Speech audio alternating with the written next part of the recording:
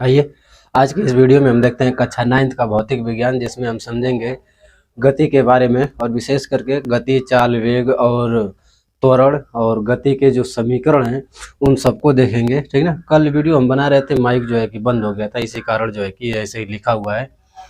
तो एक समान गति जो है यूनिफॉर्म मोशन किसे कहेंगे कि जब कोई वस्तु समान समय में समान दूरी तय करती है तो उसे हम कहते हैं कि इसकी गति जो है एक समान गति है। जैसे यहाँ हम दिखाए हैं कि यहाँ 1 घंटे में 10 किलोमीटर चल रही है, फिर अगले 1 घंटे में 10 किलोमीटर, फिर अगले 1 घंटे में 10 किलोमीटर।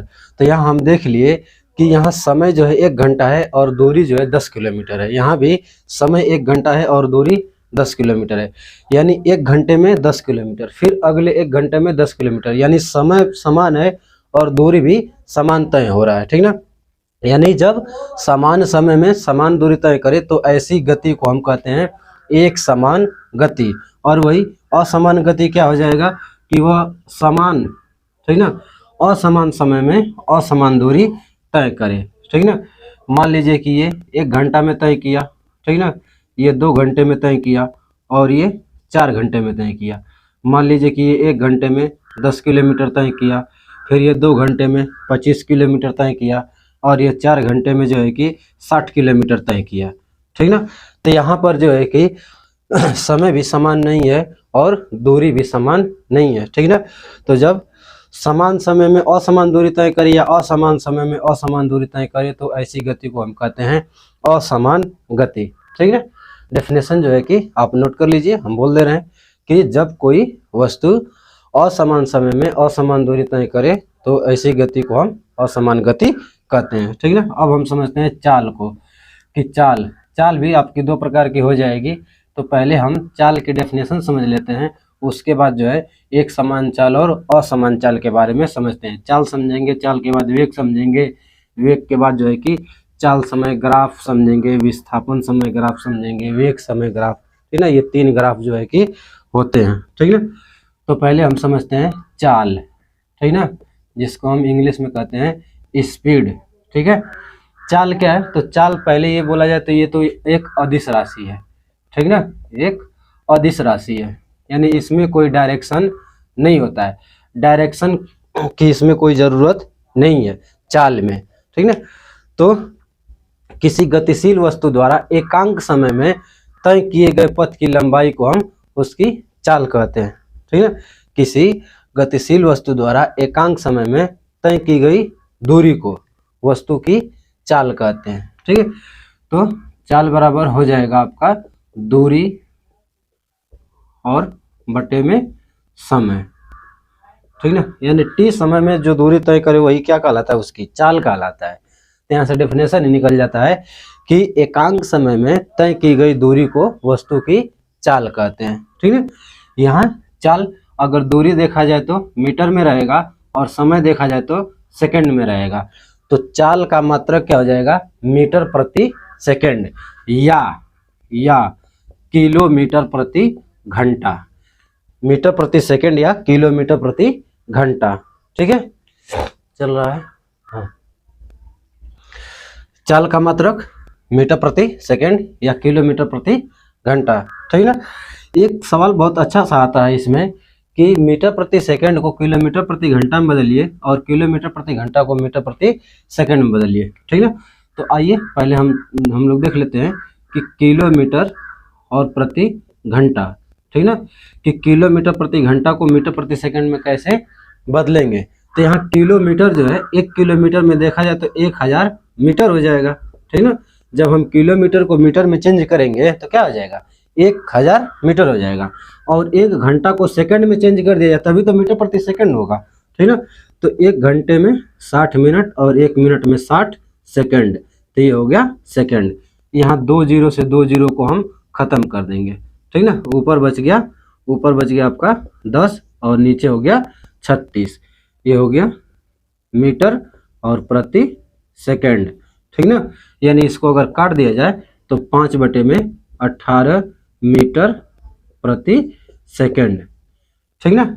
यानी किलोमीटर प्रति घंटा को मीटर प्रति सेकंड में बदलना है तो 5/18 से गुणा कर दीजिए। ठीक ना। यहाँ हम लिख दे रहे हैं, इसको आप जरूरी से नोट कर लीजिएगा, बहुत बहुत इम्पोर्टेंट है, ये फिजिक्स में बहुत मायने रखता है कि किलोमीटर प्रति घंटा को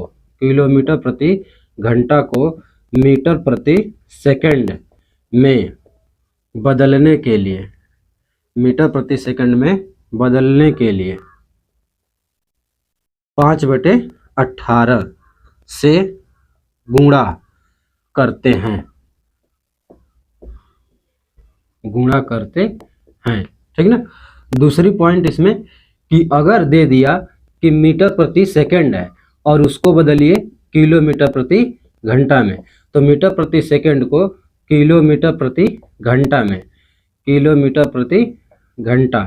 में बदलने के लिए क्या करेंगे, बदलने के लिए यहाँ किलोमीटर प्रति घंटा में बदलना है तो उल्टा कर दीजिए, 18/5 से गुणा कर दीजिए, 18/5 से गुणा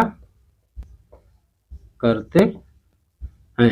ये फटाक से नोट करिए, ठीक ना। बहुत बहुत इंपॉर्टेंट है कि अगर किलोमीटर प्रति घंटा को मीटर प्रति सेकंड में बदलना है तो 5/18 से गुणा करते हैं, और मीटर प्रति सेकंड को किलोमीटर प्रति घंटा में बदलना है तो 18/5 से गुणा करते हैं, ठीक है। देखिएगा सवाल कैसे आता है उसको हम दिखाते हैं, ठीक ना। पहले चाल को एकदम बढ़िया समझिए ताकि जीवन में फिर दोबारा न पढ़ना पड़े। एक बार ऐसा पढ़ लीजिए कि फिर दोबारा पढ़ने की जरूरत ही ना पड़े, दिमाग में एकदम बैठ जाए। तो हटाते हैं, ठीक है। एक बार फिर ध्यान दे दीजिए कि चाल क्या है, एक अदिश राशि है। तो किसी गतिशील वस्तु द्वारा एकांक समय में तय की गई दूरी को वस्तु की चाल कहते हैं, ठीक ना। किसी गतिशील वस्तु द्वारा एकांक समय में तय की गई दूरी को वस्तु की चाल कहते हैं। इसका मात्रक मीटर प्रति सेकंड होता है, ठीक ना। किलोमीटर प्रति घंटा में लिख भी लिया जाता है, लेकिन अगर मात्रक कहा जाए एसआई मात्रक, ठीक ना, एसआई मात्रक अंतरराष्ट्रीय प्रणाली में जो मात्रक होता है वह क्या होता है, मीटर प्रति सेकंड होता है, ठीक ना। यहाँ अगर किलोमीटर प्रति घंटा को मीटर प्रति सेकंड में बदलना हो तो 5/18 से, और मीटर प्रति सेकंड को किलोमीटर प्रति घंटा में बदलना हो तो 18/5 से गुणा करते हैं, ठीक है। नोट करिए। चलिए देखिए अब आपको बताते हैं कैसे इस पर सवाल आते हैं। अगर एकदम इजी सवाल की बात किया जाए, एकदम आसान सवाल की बात किया जाए तो, ठीक है ना। जैसे दे दिया कि 25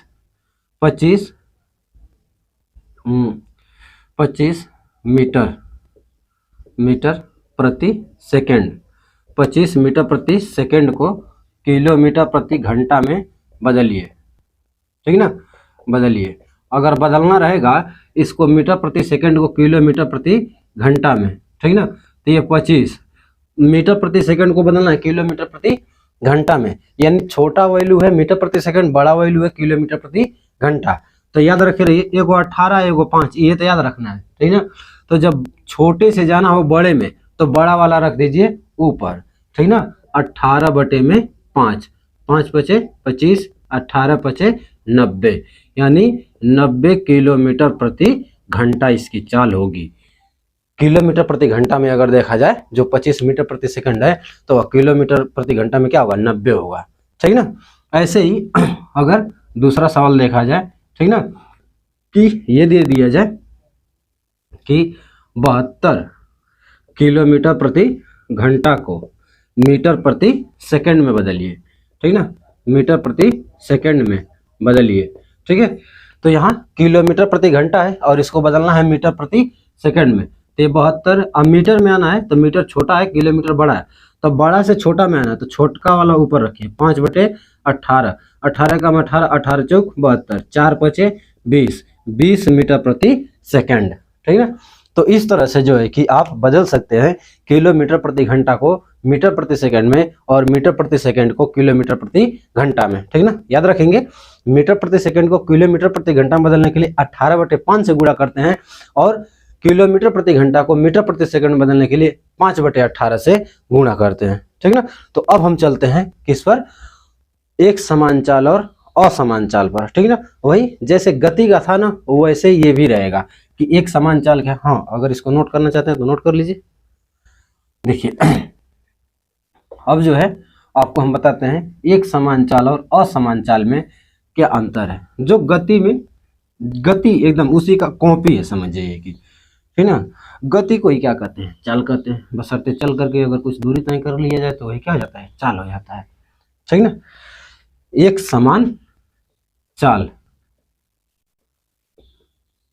एक समान चाल, ठीक ना।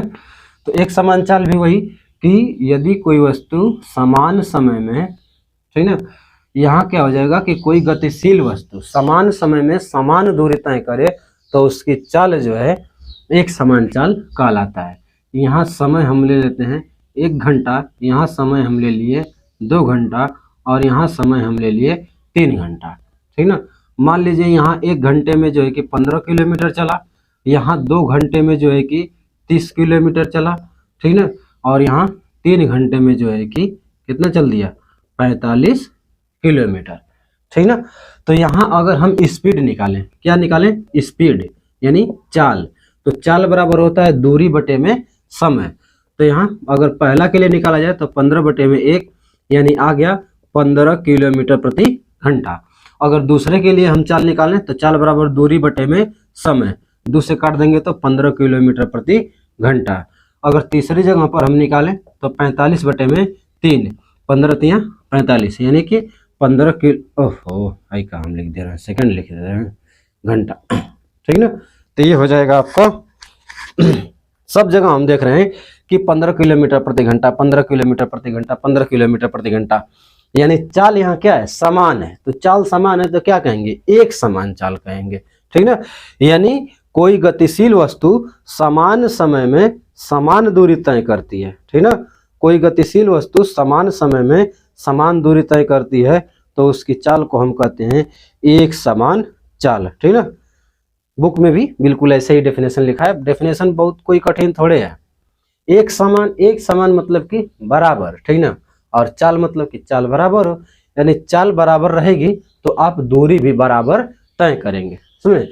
जैसे कि अगर 2 व्यक्ति एक साथ चल रहे हैं और दोनों की चाल एक समान रहेगी, ठीक ना, तो क्या होगा, दोनों एकदम बराबर दूरी तय करेंगे। लेकिन वही कोई धीरे गाड़ी चला रहा हो और कोई तेज गाड़ी चला रहा हो तो तेज वाला क्या होगा, कम समय में ज्यादा दूरी तक चला जाएगा और जो धीरे वाला है वो पीछे ही रह जाएगा, ठीक ना।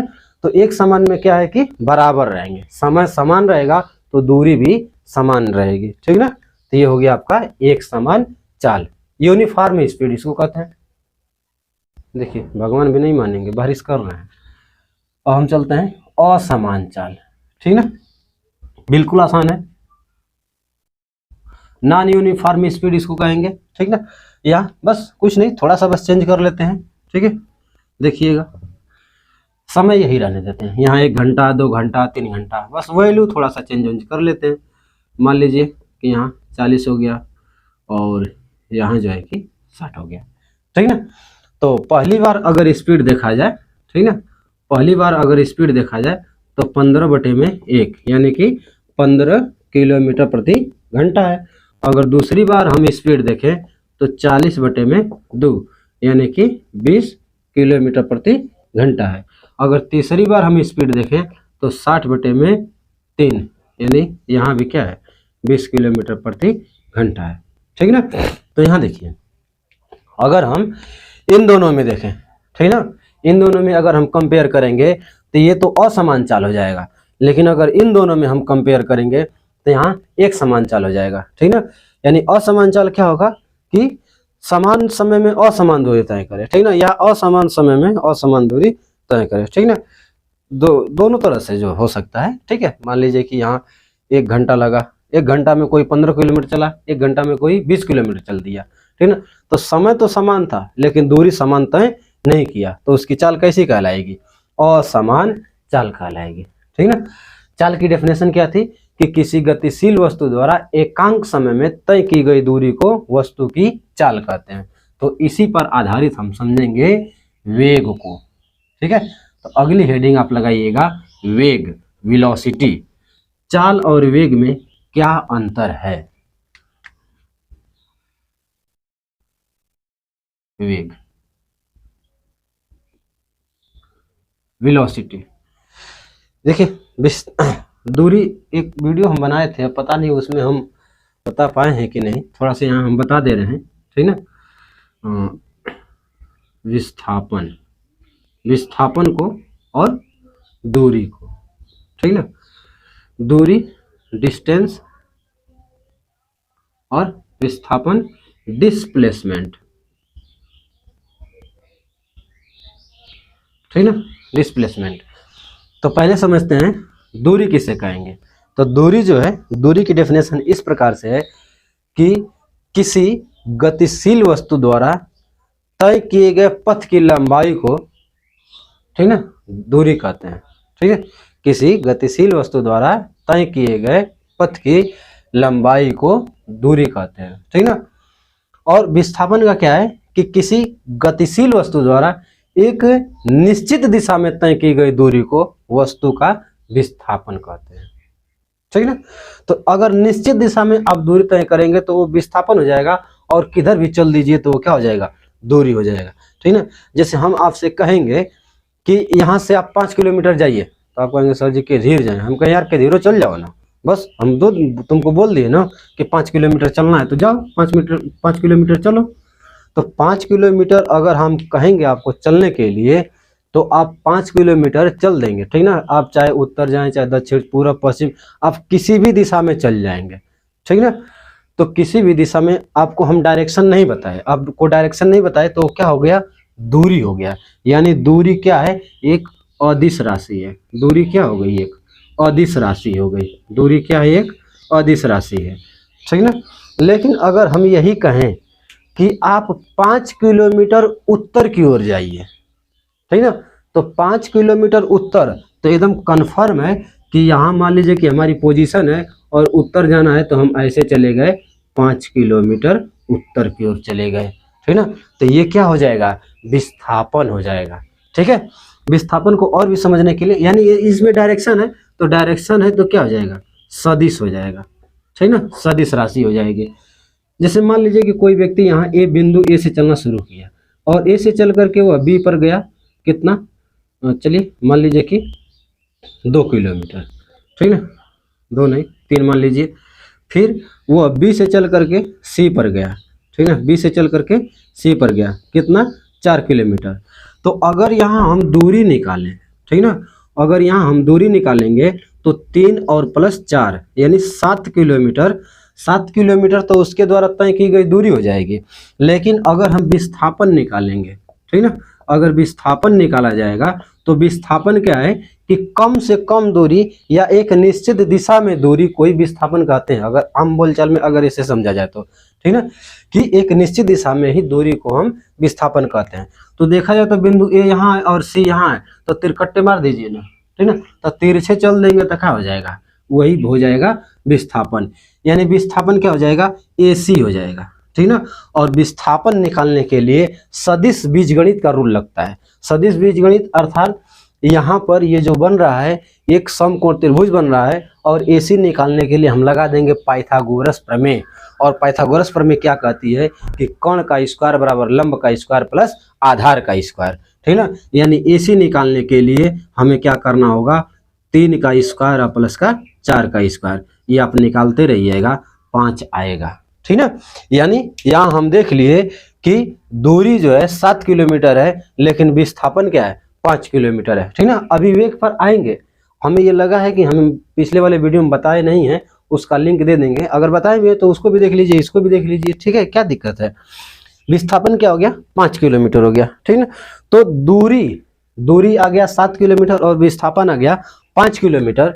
तो एक चीज यहाँ हम देख रहे हैं कि दूरी जो है वो विस्थापन से बड़ा आ गया, ठीक ना। विस्थापन क्या है कि एकदम सीधे एक निश्चित दिशा में ही दूरी को क्या कहते हैं, विस्थापन कहते हैं, ठीक ना। मान लीजिए कि जैसे ये मार्कर है, ठीक ना, अब मार्कर को हम यहाँ से ऊपर फेंकेंगे ऊपर, तो ये जितना ऊपर जाएगा उतना ही ये नीचे भी आएगा, ठीक ना। तो विस्थापन क्या हो जाएगा, शून्य हो जाएगा, ठीक ना। विस्थापन क्या हो जाएगा, शून्य। लेकिन दूरी क्या हो जाएगी, दूरी हो जाएगी 2h हो जाएगी। जैसे ये फेंके, मान लीजिए कि इतना ऊपर गया और यहाँ से इतना आया, तो गया h और आया भी h, तो दूरी कितना हो जाएगी, 2h हो जाएगी, ठीक ना। अगर h मीटर की ऊंचाई पर हम फेंक रहे हैं, ठीक ना, तो दूरी आपकी क्या हो जाएगी, दूरी हो जाएगी 2h। लेकिन अगर विस्थापन की बात करेंगे तो विस्थापन हो जाएगा शून्य, ठीक ना।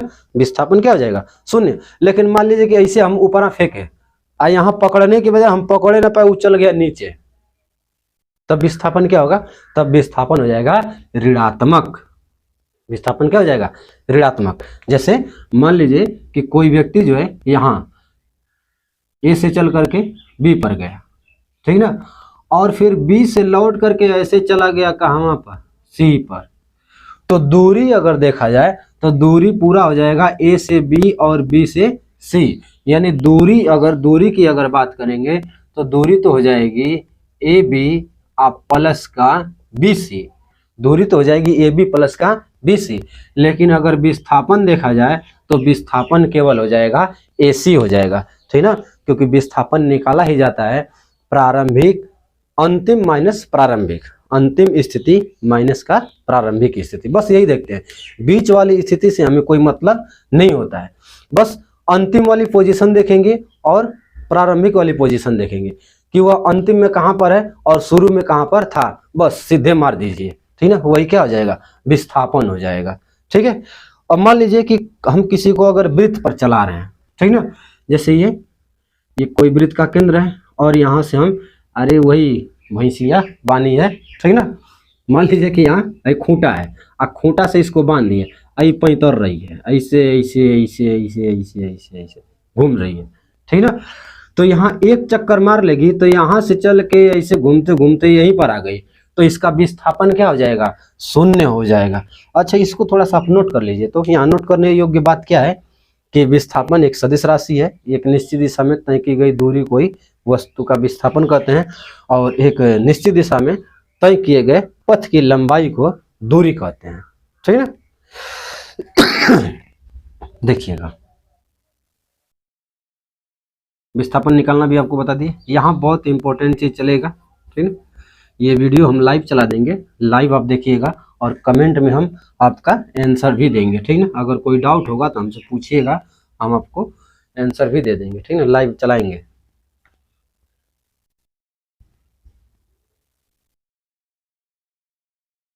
जैसे देखिए, यहाँ बिंदु ए से कोई वस्तु चलना प्रारंभ करती है और यह वृत्ताकार मार्ग पर घूमते घूमते घूमते घूमते घूमते घूमते फिर ए पर आ गई, ठीक ना।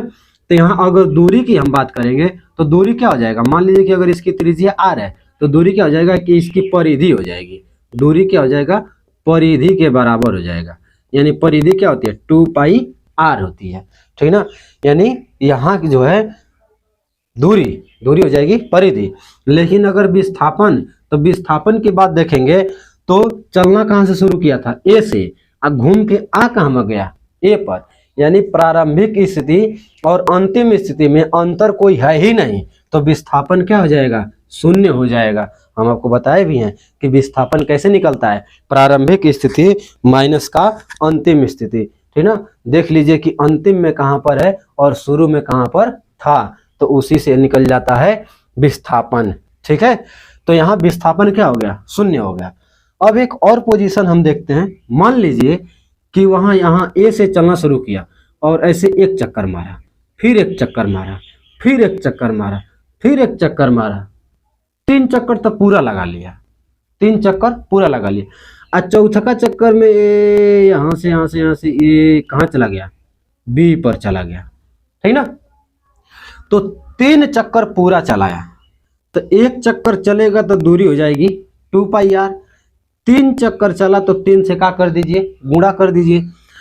चौथा चक्कर बस आधे चला है, तो आधा चला है तो क्या हो जाएगा, पाई r। तो हाई हो गया 6 पाई r, हाई पाई r, तो हो जाएगा 7 पाई r हो गया। यानी दूरी तो हो गई 7 पाई r, ठीक ना। लेकिन अगर विस्थापन देखा जाए तो विस्थापन क्या है कि यहाँ ए से और कहां पर, बी पर। हमें क्या देखना है, प्रारंभिक और अंतिम, प्रारंभिक और अंतिम स्थिति क्या है, ठीक ना।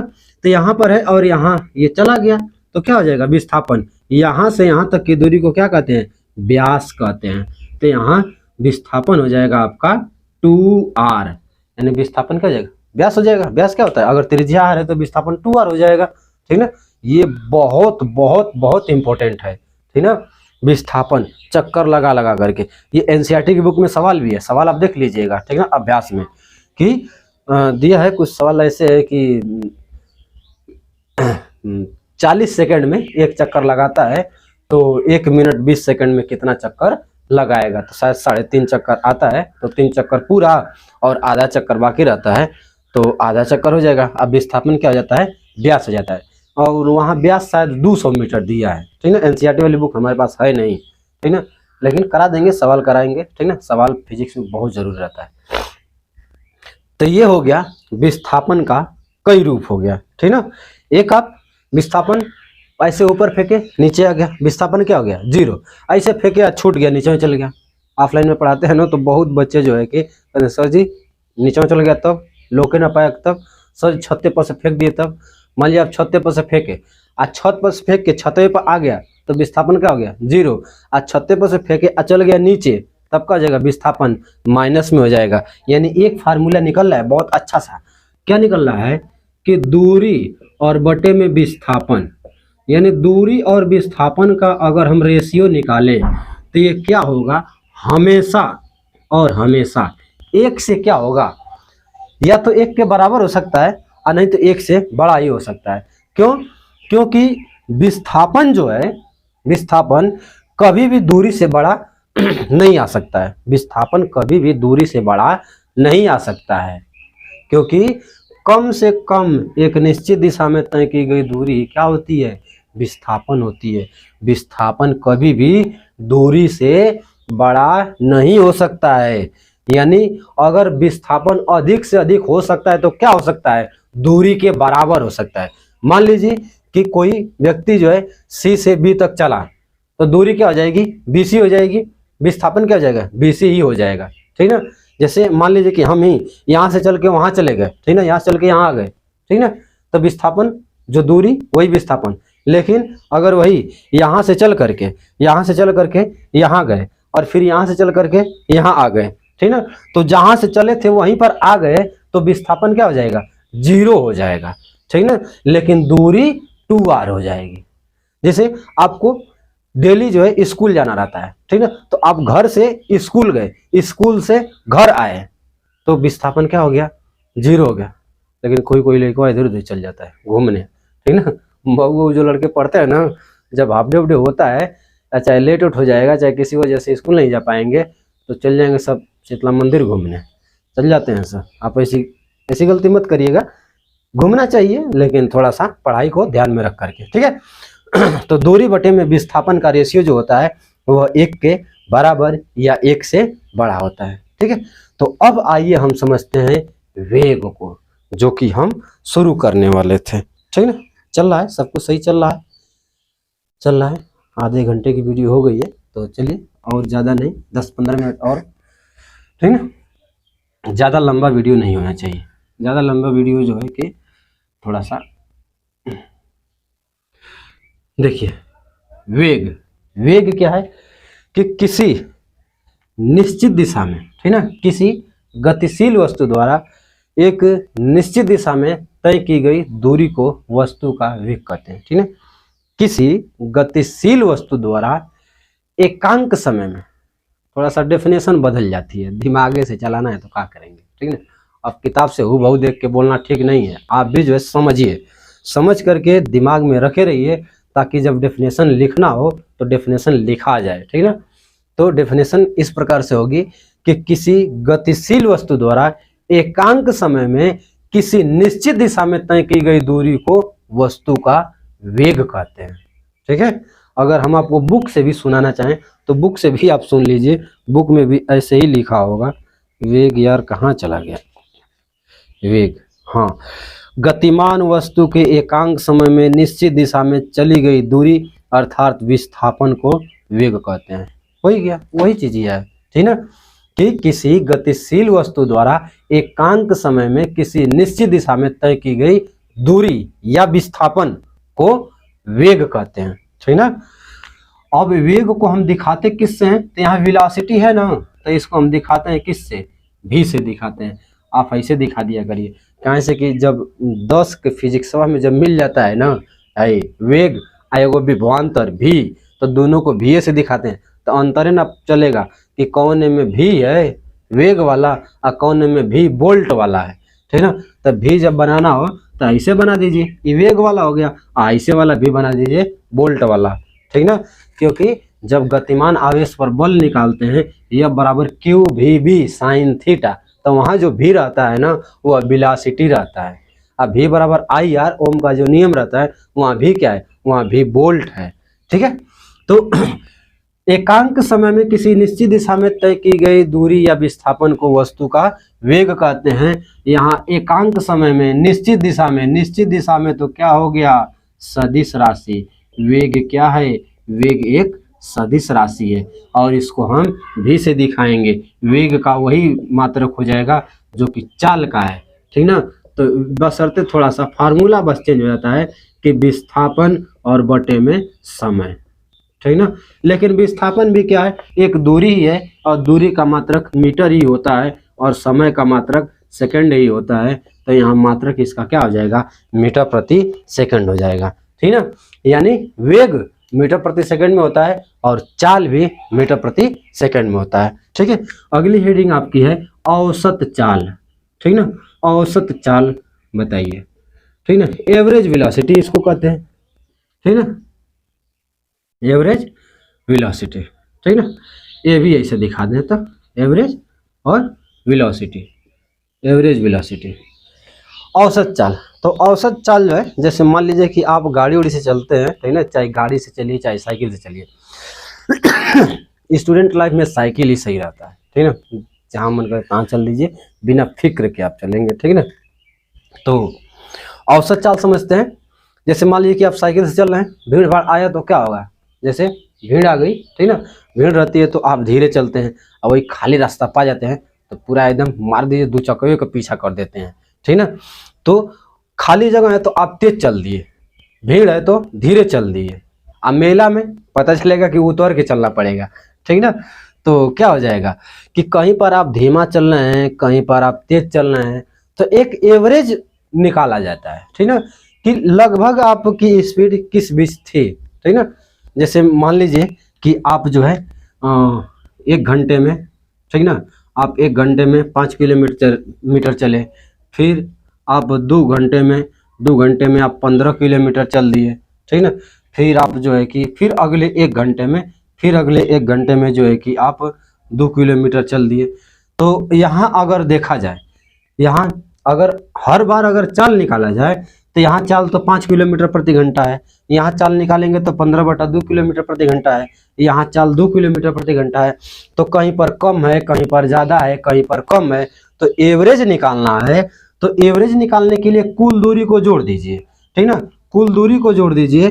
ठीक ना, और कुल समय से भाग कर दीजिए, क्योंकि चाल बराबर होता है दूरी बटे में समय।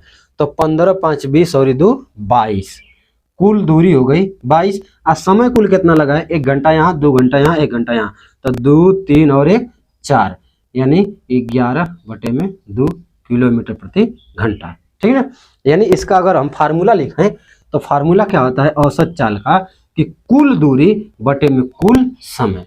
ठीक ना, यानी औसत चाल का फार्मूला क्या हो जाएगा कि कुल तय की गई दूरी बटे में कुल लिया गया समय। ठीक है, कुल तय की गई दूरी बटे में कुल लिया गया समय कोई क्या कहते हैं, औसत चाल कहते हैं। ठीक है, अगर औसत चाल पर हम आपसे कोई सवाल लगवाएं, मिल जाओ भाई। औसत चाल, हाँ दिया है कि कोई कार प्रथम 30 किलोमीटर की दूरी, ठीक ना, यानी यहाँ फर्स्ट दे रहा है कि 30 किलोमीटर की दूरी जो है वो तय कर रहा है 40 किलोमीटर प्रति घंटा। 40 किलोमीटर प्रति घंटा की एक समान चाल से तय करती है।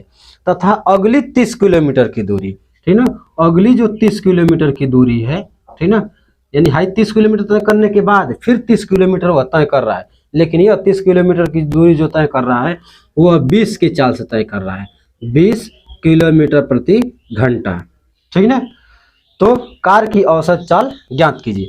देखिए यहाँ पर स्पीड ज़्यादा है, यहाँ पर स्पीड कम है, तो जाहिर सी बात है कि यहाँ स्पीड ज़्यादा है तो यहाँ समय कम लगा होगा, यहाँ स्पीड कम है तो यहाँ समय ज़्यादा लगा होगा।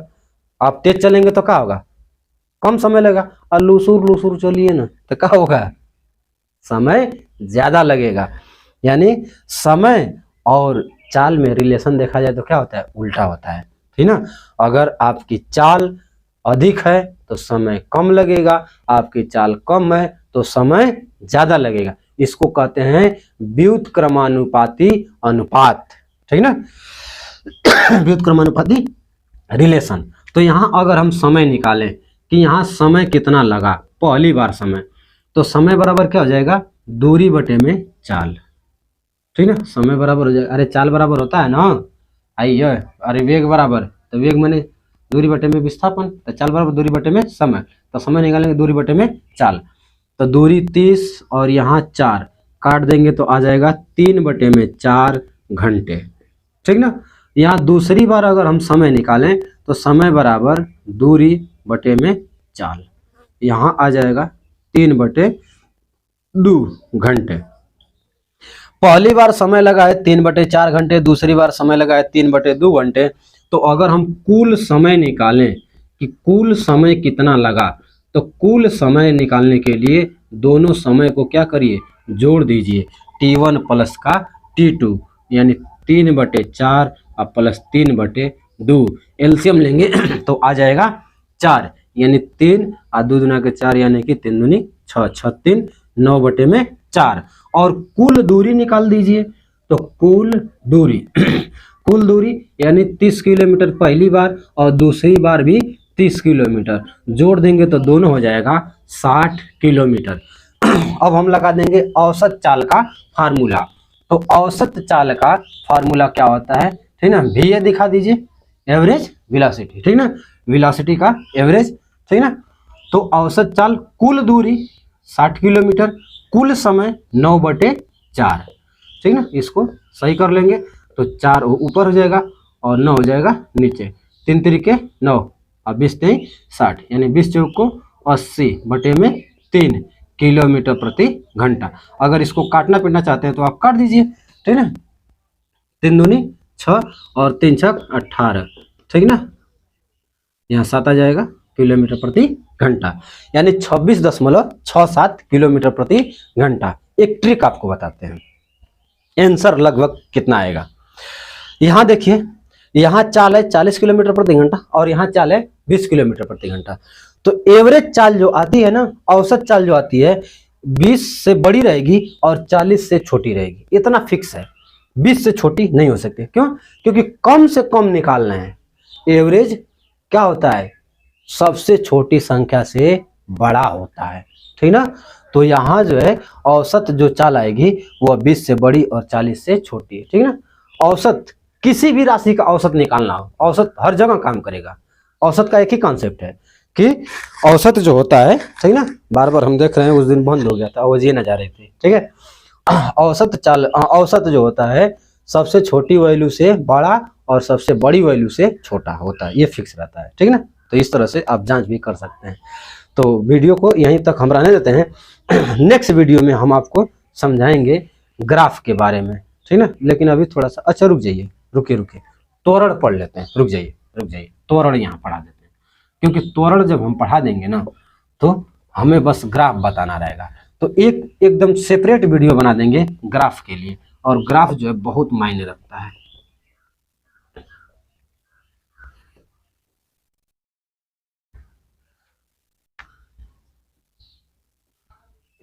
त्वरण, एक्सीलरेशन,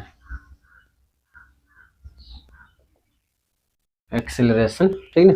अभी इंग्लिश थोड़ा सा हो जाता है, ठीक ना, एक्सीलरेशन ACCE, चलिए इंग्लिश थोड़ा सा हो जाता है, मिस्टेक। त्वरण को दिखाते हैं ए से। तो त्वरण का फार्मूला ही है कि V minus you by T. समझिए, वेग में परिवर्तन की दर को त्वरण कहते हैं। वेग में याद भी होगा आपको, वेग में परिवर्तन की दर को त्वरण कहते हैं। वेग में परिवर्तन की दर को त्वरण कहते हैं। वेग में परिवर्तन की दर को त्वरण कहते हैं, ठीक ना। Change into velocity is called by cut गई।